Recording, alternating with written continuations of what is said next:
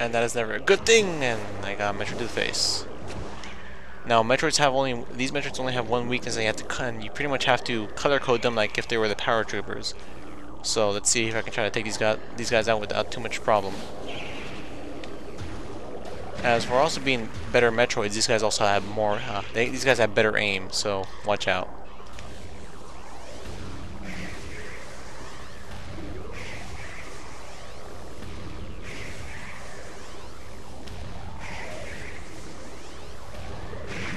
Alright, and that counts for both of them.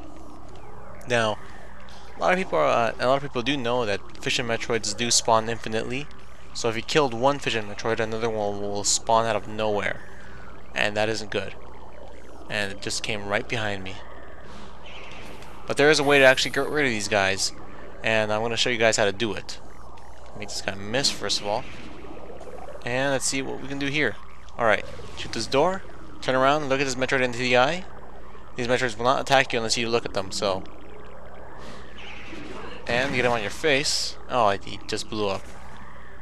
Oh, that was actually totally by accident. But don't worry, another one will come up, so we can actually just show off this trick. Now, where are you gonna come from, little buddy? Alright. Gonna do this again. Look at him straight into the eye, and he came after us. Got onto my face, apparently, and bomb him, and he didn't go out. Now, this is the hard part to do because apparently Metroids do not sometimes they don't like to cooperate with you. What I'm trying to do is actually I'm trying to get him to the wall. So what I did right there is I actually got a Metroid right through this wall, and now he's stuck in this other room, so he can't chase after me per se, and he won't bug you anymore. But there are two fission Metroids in this whole room. And I'm going to try to get this guy's attention. Alright, got his attention. I'm going to run back. And I'm going to shoot this door open and do the same process again. This time he's going to just jump right at me. Gotcha. And you're through. And that counts for both Metroids. Sometimes they do end up. Sometimes they actually end up killing themselves through the wall for some reason. But if they do that, just do the same thing again, and it's a pretty simple trick, and also saves you a lot of hair ripping action off of your head. So I really recommend doing that trick because these Metroids do spawn infinitely, and going across these platforms with these Metroids at the same time is very difficult. Okay, now this is a really actually odd platform because these little spikes right here, they actually no, you can walk right through them. I always try to avoid them. Never mind. That was interesting. I don't even know how these things are staying afloat, by the way. You know what I always thought was really weird too is I think this rock right here, I think it looks like bone structure, it looks like teeth actually. I don't know, but that's just me.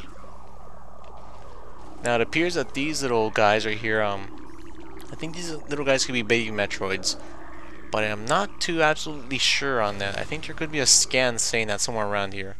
And here's a missile recharge station that we need.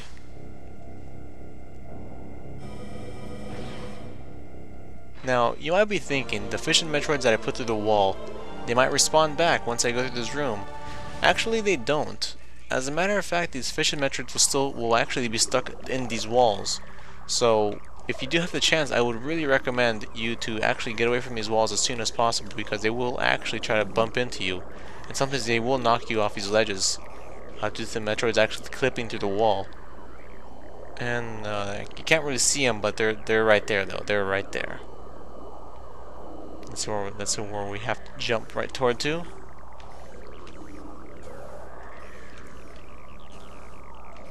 I honestly believe these little spikes can actually move you, but they don't.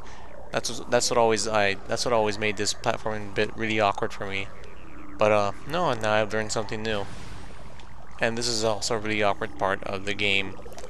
This magnetic rail part. I really hated this magnetic rail part as it wasn't very refined in Metroid Prime 1 as it is in Metroid Prime 2. I would honestly say that I'm actually holding a direction, I'm not going anywhere, but that just tends to happen because I'm not holding the right direction, but you should still be able to move. And I just never really liked that because also the little ledges these things have, they actually push your morph ball away, so you have to land on them correctly. Did I scan everything? So I just wanna do a double check here that I got all the scans on the creatures, and I should be missing only 2 more. Alright, so I'm just gonna show off this once more.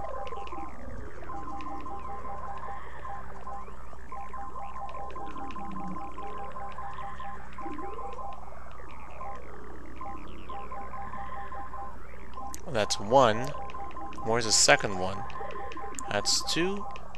And that's it. Alright, so we only have 2 more scans, and also this boss has only 2 more forms. Well, it has only 2 forms, I mean. So we have enough. We can scan it, we can get 100%, so we are good. Let's just check this out.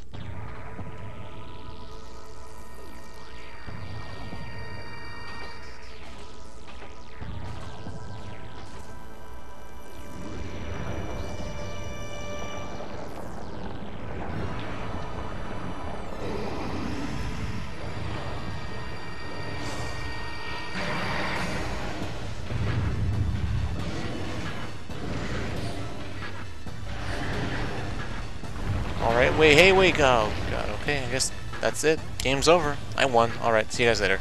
Well, actually, no, that's what happens. Apparently you have to, apparently we're supposed to chase after this boss and see who this guy is.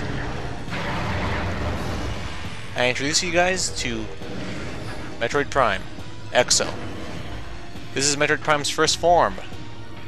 Also known as the hardest form of the game, Metroid Prime Exo is somewhat of a bitch to fight, as it does change its element like if it were a paratrooper, but only just more difficult. You have to match its color according to the beam they have to fire against it, just like a Fission Metroid or a paratrooper. And I really would recommend using charged weapon combos, except for the plasma beam, as a flamethrower isn't very useful. Okay, I'm just gonna move back. Alright, and he changes this color. This time he's using the wave form. The wave form, as if any of his attacks actually hit you, you will get stunned and you will lose your lock against this guy.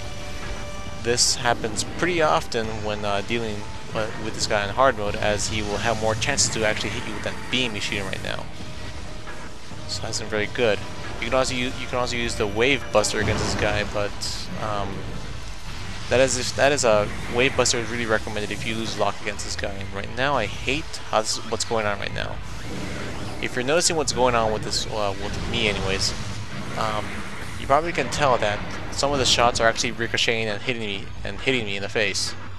That only happens in hard mode, to my knowledge, and in easy and normal mode, for you guys, for the people who have Metroid Trilogy, it never happens.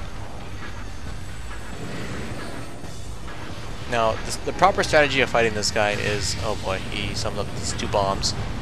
These bombs are really annoying to take out. Just gotta watch out for these things. I normally like, oh, this isn't good. Uh-oh, this isn't good. Alright, sorry about that. But I normally don't like handling those bombs because they're pretty difficult to fight against. But normally the proper strategy of fighting Metroid Prime is actually getting really close to him. Close enough for him to do a melee attack on you, and to back away once he starts attacking you physically. These little slits you notice right here, once you actually get Metroid Prime into his charging form, these little slits are here for you to avoid his attacks. Now, those little bombing runs are pretty much the same thing from Meta Ridley, so you should be able to dodge them by now. You also tend to spam them every now and then, but hey, it's not really too much of a problem. And I'm trying to get really close to this guy, as it will be really useful because he will try to physically attack you.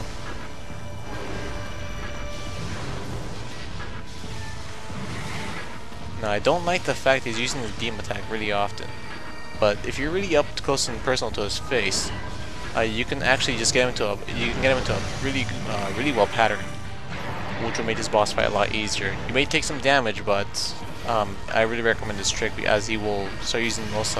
He will use less variety on you.